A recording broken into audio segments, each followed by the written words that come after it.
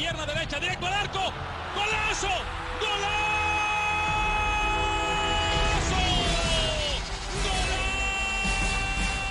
The world of football with a soccer perspective. This is Soccer Today with Duane, Rollins and Kevin Laramee, live on the Sports Podcasting Network. Good day, good night, and welcome to Soccer Today for Friday, September 6th, 2019. For some reason, I don't want summer to be over, so I keep thinking I'm August, but no, I'm in September. And to talk about the rise of Bermuda in Concacaf and the Nation League, joining us today, Alex Fydryszewski. I hope I got that right. Alex Fydryszewski of Corner Kicks USA joins us to talk about Bermuda. How you doing, Alex, today? Oh, I'm doing great. It's a beautiful day here in the Steel City of Pittsburgh, and I'm just happy that you guys have reached out to me, and I'm honored to be on your program. We have a guy from Pittsburgh talking about Bermuda on a show based in Canada. This is very modern, very 2019, Alex. Let's just start with the basics. A lot of people were really surprised when Bermuda qualified for the Gold Cup. From your perspective as someone who spent a lot of time there when you were younger, what has the key been to them getting back to the point that they could qualify to a Gold Cup? I think when you look at Bermuda, it's a small island nation, obviously. It's a population of just about 70,000 people. So the talent pool, it's just going to be smaller based off of numbers alone. And then you throw in the fact that they have to compete with cricket. The biggest holiday of the year on the island is this event called Cup Match. I'm not sure if any of you, I'm sure some of your listeners might be familiar with it. It's a large cricket match that the island basically shuts down for a week, and everybody drinks rum swizzles.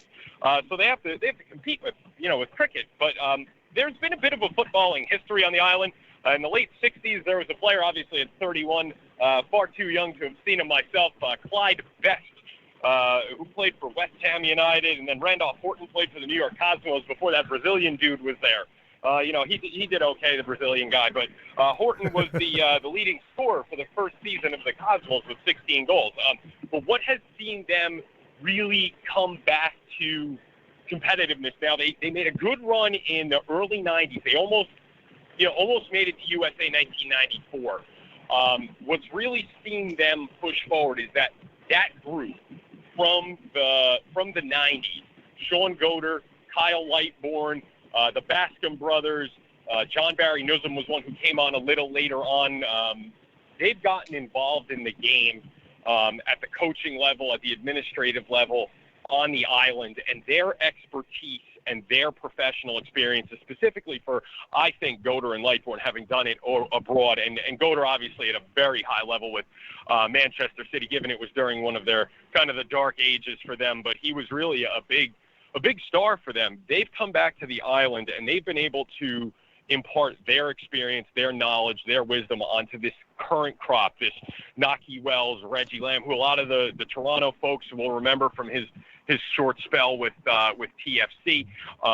They've been able to utilize their contacts and their network and put their experience to work to help these guys realize that there is a way to the next level and that there's a step off the island that they can take if they follow a similar path.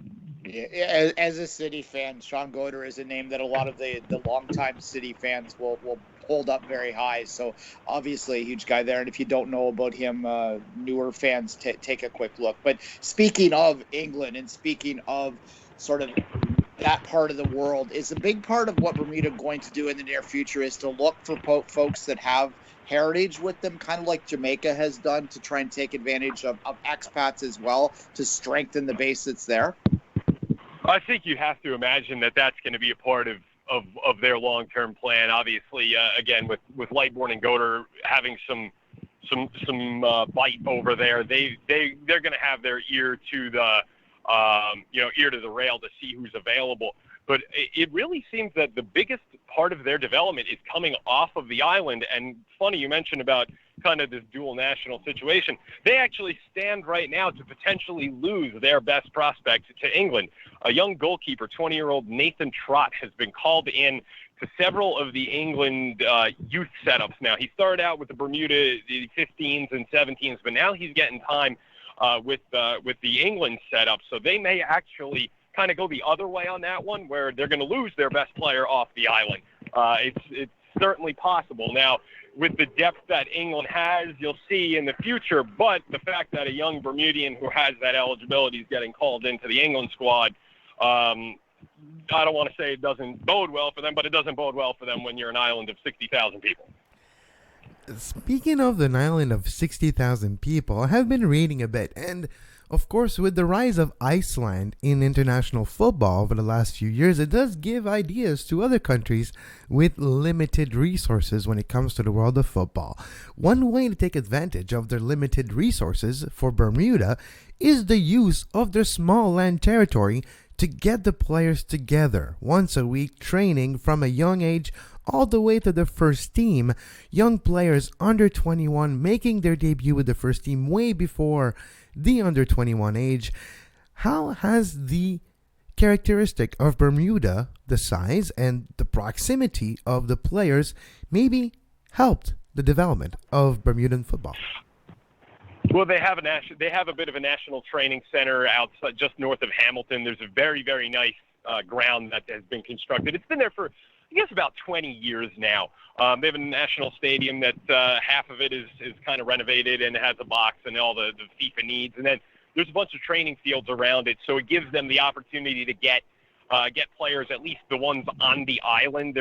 Right now there's about 15 of them, the real core group. They're all kind of spread out, whether it's in England or Zako Lewis is in the United States, he's in the USL, and a couple of guys who spread out into to some of the other European nations. But they have the opportunity to bring players together, and they also have, because of these, and I know I've been harping a bit here on these relationships, they've been able to utilize these contacts where clubs in England are now seeing that, hey, there's something here. There's something special on this island. Maybe not 20 Premier League players. Like, I think everybody looks at it as like, well, that's the golden standard. Well, I think it's a little different for Bermuda, but there are some clubs now that are starting to take more serious looks at what's going on in Bermuda. And one of those clubs in particular is Watford. They have a camp that is set up. It's coming up in October. It's going to run the same time as another major camp that is the EFL is involved in, but it's specifically for Watford. And their focus is 10 to 15-year-olds in Bermuda. They've recently signed a 19-year-old. His name is Kane Critchlow. He's an attacking midfielder, and he's the kind of guy who is probably going to be a mainstay in the future for Bermuda. But Watford has seen this and said, well, okay, we want to be the first ones here, and we're going to try to get in on the ground floor. So not only do they have the opportunity on the island, because it's so small, it's only 23 square miles. It's the same size as the town that I grew up in New Jersey, which is mind-blowing to me, because I've said to myself over the years, how does some place that small do what they did? And yeah, okay, when you look at the Gold Cup, they got the right draw on the way in. They got the right Central American team that they're equal to, or maybe even a little bit better than, in El Salvador, who obviously they've struggled quite a bit over the years. So they got a favorable draw, and then they played their heads off in the group stage and really impressed. But they've got not only the ability to bring these guys together on the island when they're kids, then they have the ability now, because of these contacts and what these teams have seen, like a Watford coming to the island, to push them abroad. Another fascinating aspect to me, Alex, is with the Nations League, the Concacaf Nations League, the amount of important games played by a national team is almost tenfold for some teams in the Caribbean, in Concacaf, in Central America, having more opportunities to travel, to play games, and having an important core and an importance to a national team that before was there, but it was just once in a while and sometimes would be there. Now with the focus on result, on more Caribbean nation, and the pressure of result as well on more members of CONCACAF, how does Bermuda continue to get better from now, and how do they take advantage of an event, a tournament like the Nations League?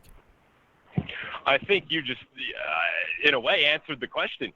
This is an island that rarely got together due to its isolation and in a lot of ways, the expense and the inability to bring players in, even if, these guys in England, it's a very expensive flight to bring them back to Bermuda, no matter where they're from. Even a guy, like Zako Lewis coming back from the United States, you'd look at the mileage and say, well, from the Carolinas to Bermuda is only 600 miles. Well, when there's only a few airports you can fly from, and Bermuda is, let's face it, it's a very exclusive destination, whether you live there or not. It's one of the most expensive places on earth.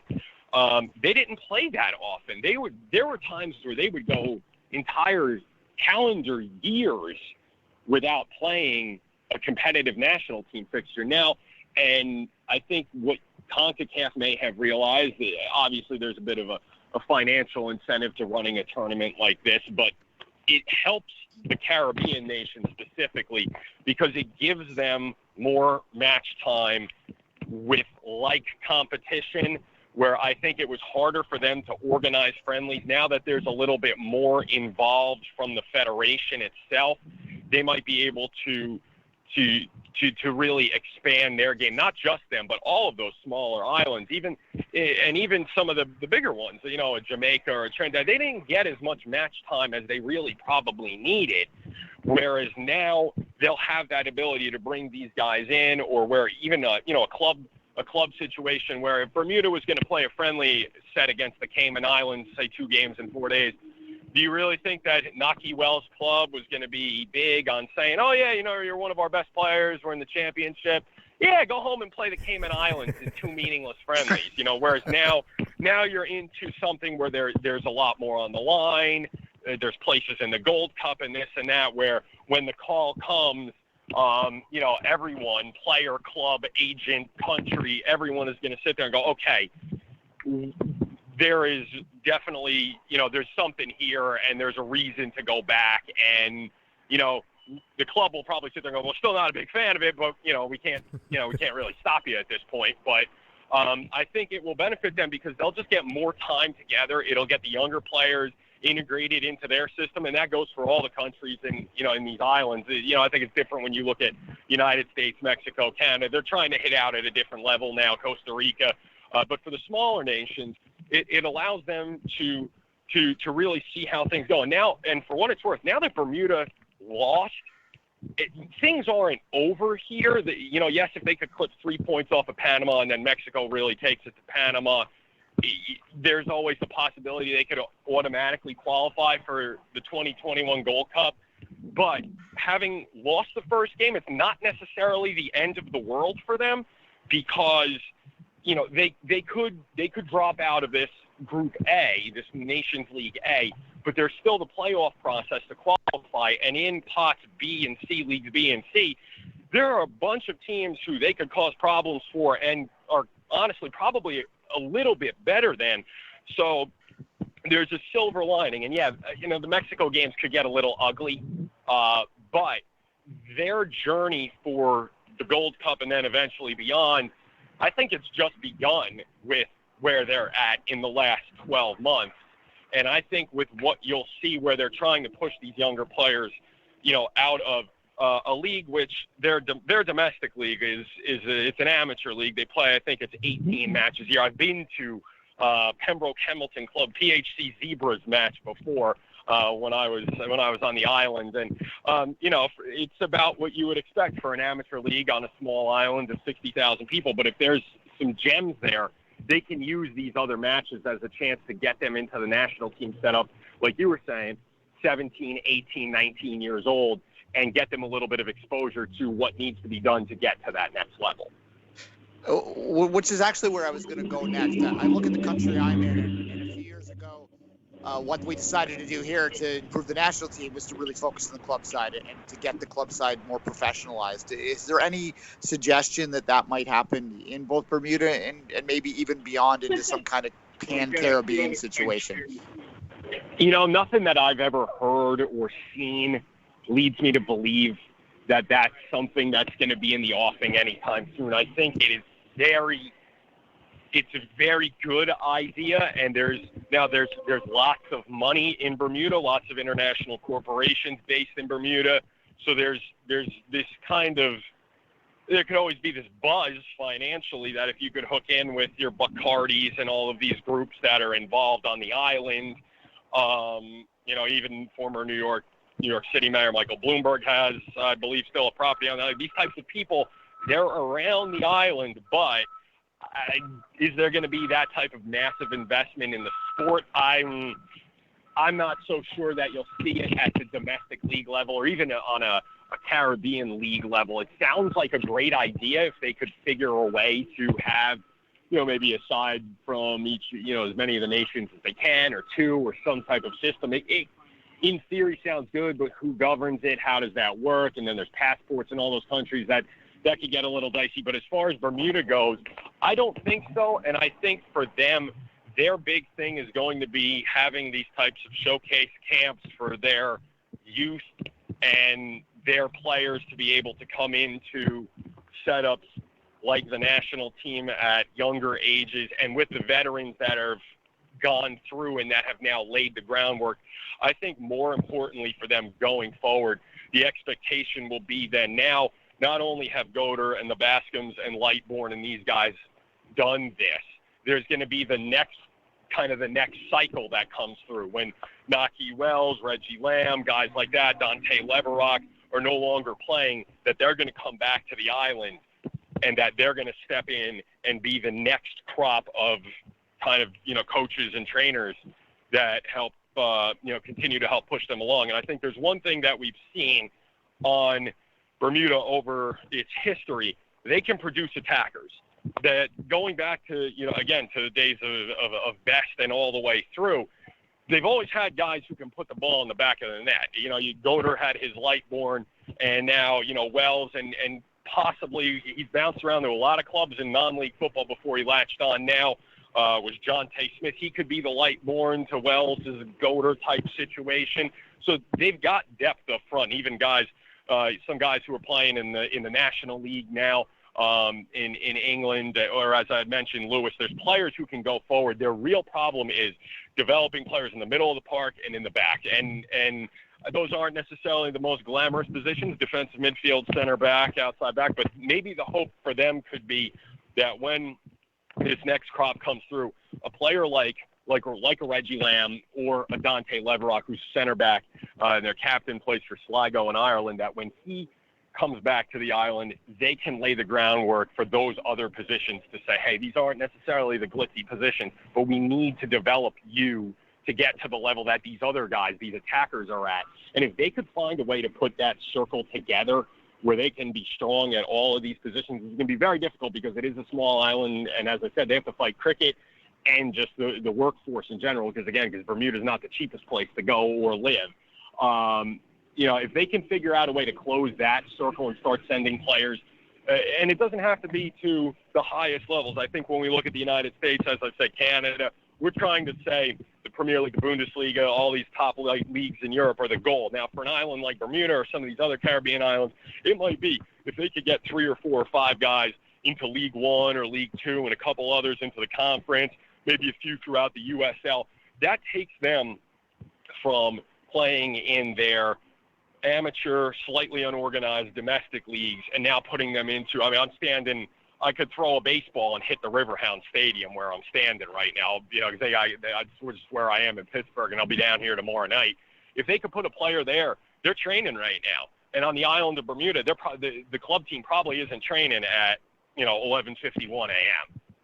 So if they could do that, that not just goes for them, that goes for all these Caribbean islands. If they could start to find ways to do that, that's where they can benefit. You can follow Alex on Twitter at FYD Sports. Alex, thank you very much for your time today. Alex Fydryszewski, you can listen to him on Corner Kicks USA. And thank you for your time today. We hope that you have a great weekend and a great international break for the rest of the next 10 days. Thank you guys as well. Thanks a lot. Have a great day. We'll be right back after this short break. You are listening to Soccer Today. Follow us on Twitter at Soccer Today SPN and like our Facebook page, facebook.com/Sports Podcasting Network. You can find the podcast version of all the shows we do on iTunes, Apple Podcast, Google Play Store, TuneIn Radio, iHeartRadio, and anywhere you get your podcast. And we're back on Soccer Today. I'm Kevin Laramee with Duane Rollins. As always, thanks again to Alex Fydryszewski for his time today. Nations League, Duane. We'll continue to talk about the Nations League for a second. Interesting thing happened over the last 2 days. Belize trying to get to French Guyana to play their first ever League C Concacaf Nations League game. And they didn't make it. They didn't make it to French Guyana. They forfeited the game, and Guyana gets the 3 points, and they get the 3-0 win for Belize. But, the win is for French Guyana against Belize. But there's more to the story. Can you give us a bit more facts and maybe the timeline of events?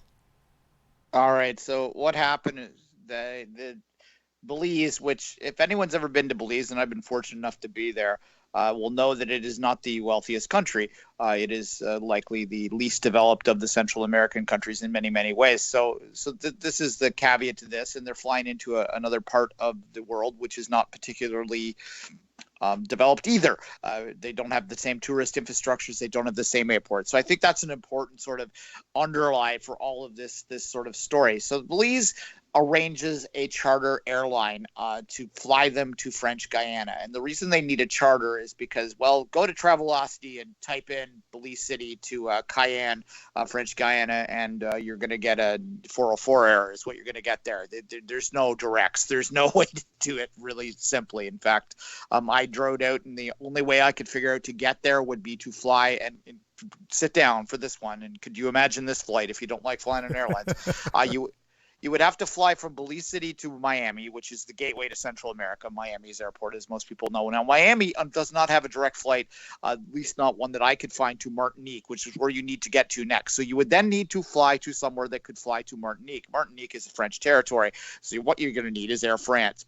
The best hub to get Air France consistently in this part of the world is where you are, Kevin, Montreal. Makes sense. But to get to Montreal from Miami, you got to go to Toronto. You got to go to Toronto. So now you're flying to Toronto. Then you're going to wait in Toronto. You're going to fly to Montreal. Then you're going to fly to Montreal to Martinique. And then you're going to fly to Martinique to French Guyana. Not the most round. That's like an MLS. You think the MLSPU has it bad? Like, come on. Here's what I think, though. How about you take a boat? How about you charter a boat instead of a plane and just sail from Bermuda to French Guyana? I don't know if it must be possible. There's cruises in the Caribbean. If you leave a few days ahead, you can get there. You'll save a few miles. Get them all on jet skis or something. No, to be serious, slow. Get a dinghy with a few, the reserve players can paddle a bit, earn your keep. Oh, dear God. It's like back in the day when they had apprentices and they had to sweep the stadium. No, look, it's a difficult place to travel to and from. It's basically what we're getting at. And you kind of needed the charter. So anyway, again, not the richest country, but they do arrange the charter. Unfortunately, something happens to this plane that makes it, they had to ground the plane. And, that's fair play. You want to be safe when you're talking about air travel. So they ground this plane. Then they go to Concacaf. Look, we don't have another plane. Can you help us get a plane? Concacaf arranges another charter plane, but then French Guyana says, no, we don't accept the landing certificate for this. So they won't let the plane land in French Guyana. At this point, the only option they would have is to try and land in Guyana proper or Suriname and take a bus, which I don't even know how that would work, into the other countries. So like that, you're looking at this point, they just throw up their hands and write a press release and say they can't go. Concacaf makes them forfeit the game. And they're going to get ready now because they actually have a game Tuesday as well at home in Belize. So they had to go there, but they had to come back in time, which is maybe the reason why the boat situation was not used. I'm laughing, but it must have been an option on the table, Duane. And they're like, well, we have to be back for Tuesday, so maybe that won't work. Well, yeah, I'm trying to think that that'd be a day at sea at least each way, so that's not ideal. It'd be like doing the old, the 1930 World Cups again. Jesus, it's 2019, but yeah, it's the first time it happens in the Nations League this time around, the Nations League proper, but it won't be the last time. We've talked about this last year when this tournament was announced, that this could be a possibility. Because of the smaller resources, the lack of resources for some countries. And these countries were not asked to play multiple games a year before. Now they are asked to do so. So yes, CONCACAF is going to help more than before, and the federation does give some funds and some help when needed to help on the travel situation and the accommodations. But this thing is going to happen again because of certain circumstances. It's not like the Nations League in Europe, you know. From Brussels to, I don't know, let's say another example. Paris. Exactly. You take the train. Take the train. Or worst case scenario, take the bus and you'll be there in less than a day. You could drive there in Exactly. 4 hours, but yeah. But anyway. But that's going to be an issue for the CONCACAF Nations League. And I'm wondering in the future, what is there to do? Should you just not necessarily be lenient, but in this particular case, Belize did do what they could to try to help the situation, but also French Guyana decided to refuse the landing of that plane because of certification. So is it fair game? Is it gamesmanship, sportsmanship? What is it? That's what I'm wondering too. And what's going to happen in the future? Should CONCACAF have a protocol and maybe saying, look, if the fault is 50-50, how about you both get a point instead of 3 points for one and 3 goals conceded for the other? It's a bit of a mess, yeah. You earlier said it's League C. It's actually League B. So these aren't even the smallest countries involved here. So wait till you. That's why I thought, off the top of my head, I thought it was League C, because I figure we're going to see this problem again in League C more often than not. Well, that was my point, that you're looking at these aren't even the smallest countries involved in this. I watched a League C match yesterday, and it was exactly what you would think it was. The stadium was spectacular, though. The stadium in the U.S. Virgin Islands, it's like in this little cove with beach all around it. It is one of the most beautiful little stadiums I've ever seen in my life. Not much of a stadium; it's more of a field surrounded by beach, but nonetheless, field, it's pretty beach, fun. But and a few like benches here and there for fans. Yeah, no, it was spectacular, but no, there's poor. And look, there was rumors last year that there were 3 or 4 confederations that were like going, we don't really want to play these anymore, which, you know, probably speaks to a lot of different issues, but certainly resources is one of them. Now, you can argue whether they don't have the resources or whether the people that control the resources don't want to give them up. Well, and that's a problem. I was just going to say, Duane, if we just look at the past as an indication of the future, we've seen, I would say, people in decision-making position in football federations across the Caribbean nation of CONCACAF. A few examples, Chuck Blazer and others, especially others as well. We've seen that the resources are allocated at the top, but they never trickle down. And somewhere along the way, some people have heavy things in their pockets, and the pockets have silver linings, which is... we don't have... So I was going to say, we don't have to say it allegedly, Chuck Blazer, anymore, because Chuck's dead, and you can't slander the dead. Chuck was corrupt, and there was a lot of people attached to him, and there was a lot of money that was floating around CONCACAF and FIFA that didn't get where it's supposed to go. And these kind of issues sort of speak to that, although this is as much about infrastructure as anything else.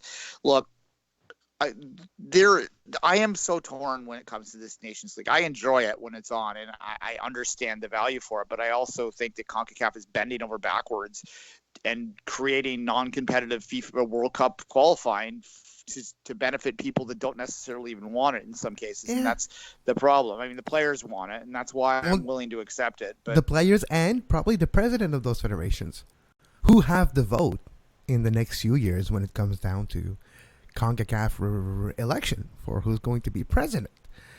And I would say the legacy of a Victor Montagliani is the CONCACAF Nations League, with how it does address the situation of Caribbean countries playing more often, which could lead to better FIFA rankings, better funding, better results for players and teams across the Caribbeans and the Central America. And if this is the case, it does give a good, I would say, portfolio for your re-election program that is about to start in the next year or so.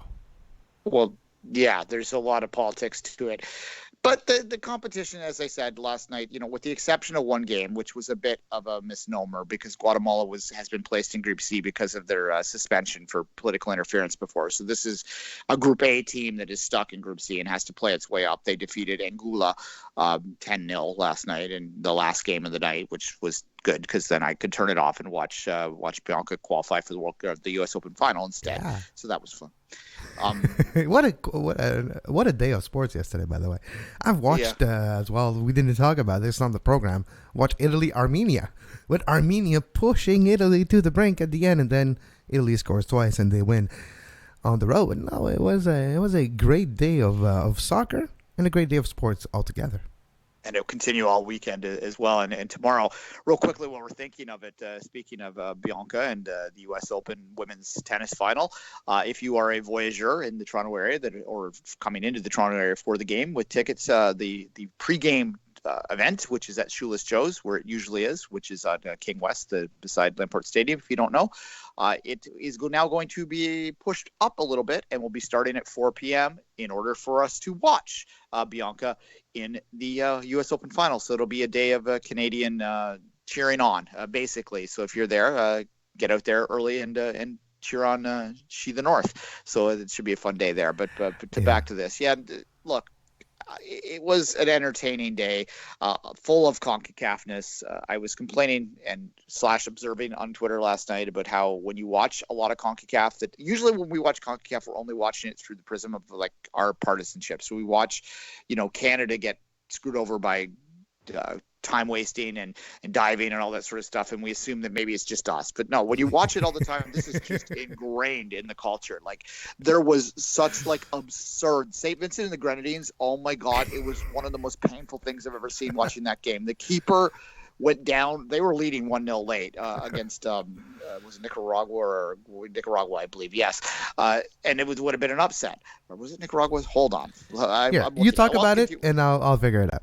Yeah, it was either Guatemala or Nicaragua, and I mixed them up. Sorry, guys.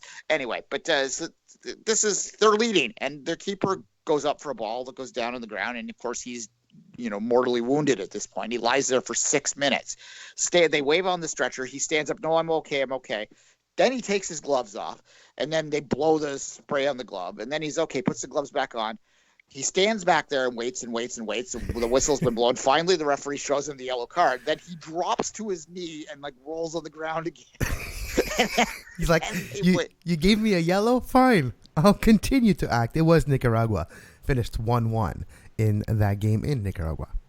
Yeah, so then rather than give the second yellow, which is absolutely what he should have done, he comes over and they go through the whole process again. There ended up being 7 minutes of stoppage time and karma.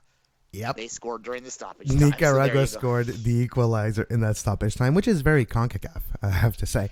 But it goes to what I was talking about earlier this week, Duane. The chaos aspect, the frantic aspect of watching CONCACAF games, there's something to it. And I guess it is true for international soccer at many different levels. Speaking of international soccer, Canada is playing 2 very important games. One of them is tomorrow at BMO Field versus, of course, Cuba. And for that game, Duane, 8 starters are the same for Cuba as the Gold Cup. So it is a familiar team with 5 new U23 players joining the crop as well. Cuba usually never travels with their A team when they travel abroad because they want to come back with their players. They don't want the players to defect all the time. Duane is laughing, but it's true. It's true. I've seen it with my own eyes once. I think I've said this story many times, but baseball, like a youth baseball tournament in Montreal at Unsick Park somewhere. So you have the Cubans are in defense. The guy's in center field. He's waiting for that pop-up fly. And the ball just goes over the fence, and it's a home run. So you see the center fielder run towards the fence, jumps the fence, and then just runs for his life. Continues running. Doesn't stop running. Runs. People are like, oh no. And then you see officials and Cuban coaches start to run, jump the fence, try to catch him. The story doesn't say if the gentleman made it out or not, if they were able to catch it. I don't know. I kind of wish that he got away, because it makes for a good story. And maybe a few generations later, it's like, yep, your father made it here because he was a baseball player and one day he had enough and he literally jumped the fence. Please go for the fence. Please go for the fence. Please. Yes. It's my shot. My opportunity. I'm gone. He gone. Gone. Anyway. Oh, damn, he's going. No. Anyway, so that's why Cuba has a lot of times 5 to 6 U23 players traveling with a few first-team players for big matches like this. Yeah, if you're in Toronto today, typically the CSA uses the Intercontinental Hotel on Bloor. You might want to hang out there and see if any guys with, sunglasses and hats pulled down walk out briskly. If they look to the left, they look to the right, they look behind them, and they bolt and start running, yeah, that's one less player for Cuba. There you go. Maybe I'll go hang out in Bloor Street. There's a nice little pub right there. There's a Gabby's right by it. I'll hang out there and see if I see any Cubans running. No, we shouldn't joke too much about this stuff, but it happens every time. I mean, it's becoming true, right? It's a trope now. Like before, it was like something that happened. Then it became a trend. Now it's a trope. It's like we expect it in every sport. Like, judo tournament in Montreal. The Cuban judo team comes in. There are 4 guys. When they leave, there are 3. Duh. It happens almost every single sport, every single event that Cuba puts out. So, yeah, the last time Cuba was in Canada, they had, I think, 3 or 4 defections the night before. They didn't have a full bench. That was a World Cup qualifier in the last cycle. So, yeah, it happens. And look, the Pan Am Games in 2015 in Toronto, I think, like 7 or 8 Cubans walked away. So, yes. And then you see them the year after pop up in the NCAA somewhere living in the United States. Yeah, well, Ben Rycroft actually wrote an article about one of the Cuban, I think it was a soccer player that walked away a few years ago before he went into the USA. So, yeah, it happens, and it's a serious topic because obviously they're applying for status where they believe they need to. So that's something to take seriously. But at the same time, from a sporting perspective, which is what we are, it does legitimately make it easier to handicap their road games. They typically don't do very well because they don't bring their best players, and sometimes the players they bring leave before the game starts. And just for the record, I'm pro player in this conversation. If the player feels like he needs to leave and defect to have a better life, good on you. I'm never going to say anything to someone who feels they have to do a drastic change in their life to better the life situation. Good on you if you do that. And I would probably do the same. So I'm not judging them. I'm judging their living situation. That's where my humor comes from. It's basically sarcasm because I feel bad for them. Yeah, no, and look, in terms of the game, to get this back into a Canadian perspective, Cavallini's not on the roster. He stayed back for the birth of his child. How selfish of him, eh? No, I kid. But it's Cuba. It's fine. Yeah. Congratulations, Lucas, pretty much, by the way. Yeah, so it's pretty. Other than that, it's a pretty full strength lineup. It is not going to be a great crowd. So get your jabs in ready. Rest of Canada. No, you would not have sold the game out any more than Toronto because you wouldn't. It's Cuba. The U.S. game is close to a sellout. I'm hearing from Voyageurs sources. If you want to get a ticket, you can go to the Voyageurs Facebook group. There's an email address. It's Jamie McLeod's email address. He will be able to still send it to you. There still is time. There will probably be tickets available at Shoeless Joe's as well. So get out there and support them if you can. It should be a nice, fun day with it's always kind of fun when there's less people in there in a Voyageurs game because there's people from all over the country that come to these things. That's the other thing too, though, is because there's more games going to be played in Canada. There'll be less travelers. So challenges there, but Canada needs to win. That's the bottom line, and they need to win significantly. If you do believe in the point situations, then Panama got points last night, so you're going to need to match them. More to the point, you want to just make sure that you set yourself up so that you potentially could win this group. I don't think Canada can win every game, beat the U.S. twice, home and away. But just once, I'll take it. Never mind twice. Yeah, and then it gets down to goal diff, perhaps. And if they were to say split the games against the U.S. and win both Cuba games, then it's going to come down to goal differential in terms of who goes through to the next game, and that will be more points if you're going on to that final and having the opportunity to play probably Costa Rica and a Mexico as well in that semifinal. And if you're going to go to the Hex, that's what they have to do. And even if they don't go to the Hex, then they need to prove that they can perform against these teams and then just put their head down and get at it with that repechage, because it will be a grind.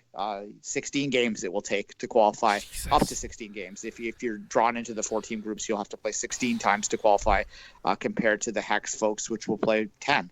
Jesus. So there you go.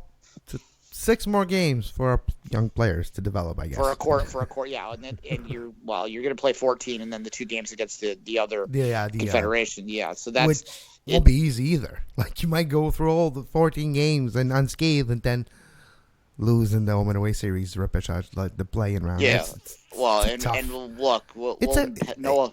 I was just gonna say it's a tough qualification process. Yeah, people that say it's easier, I mean, yes, it will be easier to a point. They will go longer in it, is what I will say, and I'll agree with that. That if they are involved in the repechage, they will win their group. They will. I mean, that's not the question. They're going to be playing small islands. They will win that group because they always win those groups, and then they will get into like do or die situations. And depends how the draw plays out. Like, they could end up. It could end up being Canada-Panama in the round of 16, and then really it's like already. Or they could have an easier touch, and they could end up going to the final, and then you're involved and you're engaged a lot later and closer to 2022. Like, you'll be probably playing into the spring of 2022 before you're eliminated, and I guess that is something. As you say, it is something they'll get to play more as well, but the Hex would be so much more valuable to them. I would rather finish fifth in the Hex than have my heart pulled out of me in an intercontinental final. We don't even know what confederation they're going to play yet. The FIFA hasn't yet told us when that's going to happen. Normally they have a draw for all of the World Cup qualifiers, but for some reason they're not doing that this time. So there's at some point sometime in the future, FIFA is going to have a draw to tell us what confederations are playing which. Yeah. So all we know is it'll be one of Oceania, Asia, or South America. So basically we know which 2 we're cheering for and which one we definitely don't want. So we want Asia, we want Oceania, we do not want South America. Yeah, so basically it's New Zealand.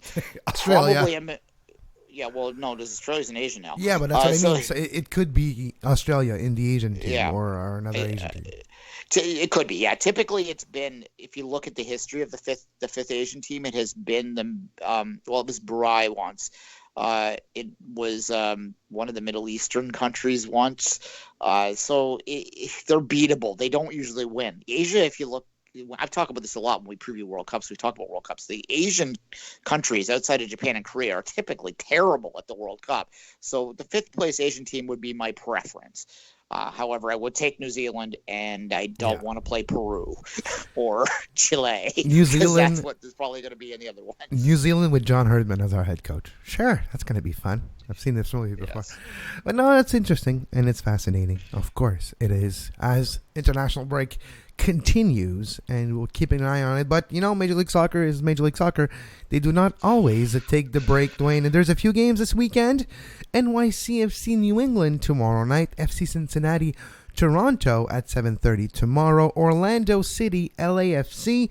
Colorado Seattle. And Portland SKC. 5 games on the schedule in Major League Soccer tomorrow.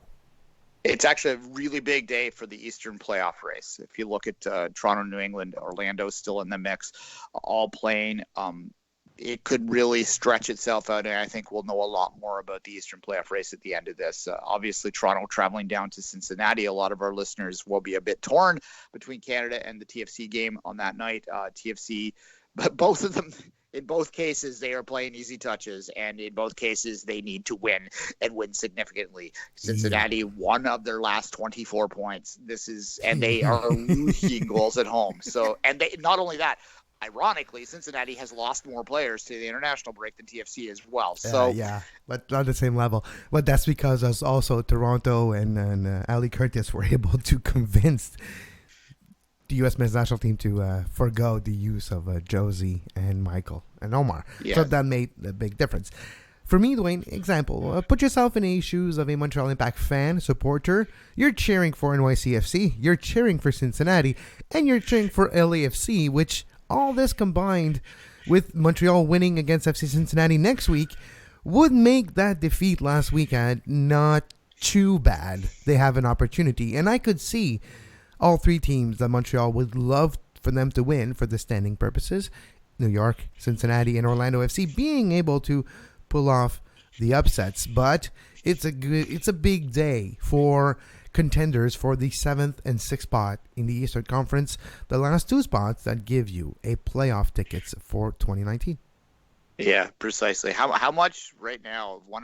Cincinnati's only won 5 games all year, and one of them was against the Impact. That's gotta be a lot of Impact folks are probably looking at it and going, "Oh, what happened that day?" But yes, it's you got to beat Cincinnati if it's in front of you right now. That's the bottom line. And from a Toronto perspective, look, if they lose to Cincinnati, I mean, I can't. I'm just throwing my arms up. I can't defend anything. Like, I'm not tapping out, but like I can't defend that. If they lose to Cincinnati, like it doesn't matter what they do. They're not doing anything really, even if they do get 7th, right? If they can't beat Cincinnati, an undermanned Cincinnati, and when they're when an eliminated and undermanned they gotta win. That's. End of story. And if New York wins, NYCFC wins, they will take over the first spot in the Eastern Conference with still one game in hand versus Philadelphia. NYCFC, one of the best teams in the Eastern Conference right now, as you can see on your screens. But on that note, it's time to wrap up the show for today. We hope you enjoyed our little discussion about the Nations League. Thanks again to Alex Fydryszewski for his time today. And Duane, I'm going to watch a lot of international football over the next few days, and we're going to come back Monday morning to talk about it. Absolutely. We just did 50 minutes during international break, and we talked about Bermuda. You can't get that on Football Ramble, huh? And we talked about Belize also, which is too bad because at least in Benny, if you want to fix your plane in Belize, you have to go to Benny's, your number one store. Yes, indeed. And on that note, you can follow Duane on social media at 24th Minute, myself at Kev Laramee, and this show at Soccer Today SPN. Thank you to all our guests this week for their time, and especially Rob Friend as well, co-owner, co-founder of Pacific FC, which you can listen to a Rob Friend interview on the Two Solitude Soccer podcast, which was released on Tuesday on our Patreon feed, patreon.com/sportspodcasting network. $2 a month will give you access to our exclusive show, Premium Podcast, 4 times a month. Over the last month, we had Rob Friend, Joe Bellan, entrepreneur, former Canadian international in the youth system, and behind the project of bringing a team to Saskatoon in the Canadian Premier League. And also over the last few weeks, we had David Clenican, commissioner of the Canadian Premier League, on our show. So check it out. Great show, as always. But until Monday, as always, have a great soccer. You can find the podcast version of all the shows we do on iTunes, Apple Podcast, Google Play Store, TuneIn Radio, iHeartRadio, and anywhere you get your podcast.